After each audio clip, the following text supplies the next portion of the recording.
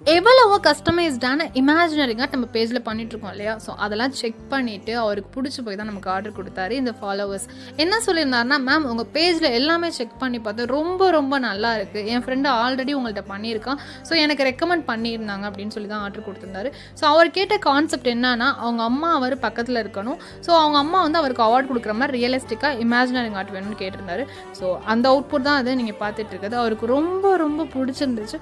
உங்களுக்கும் different கான்செப்டோட கஸ்டமைஸ்டோட இமேஜினரிங் art பண்ணணும், அதுவும் ரியலிஸ்டிக்காக இருக்கும்னா கண்டிப்பாக காண்டாக்ட் பண்ணுங்கள். நம்ம பேஜ் இன்னும் செக் பண்ணலன்னா கண்டிப்பாக செக் பண்ணி பாருங்கள்.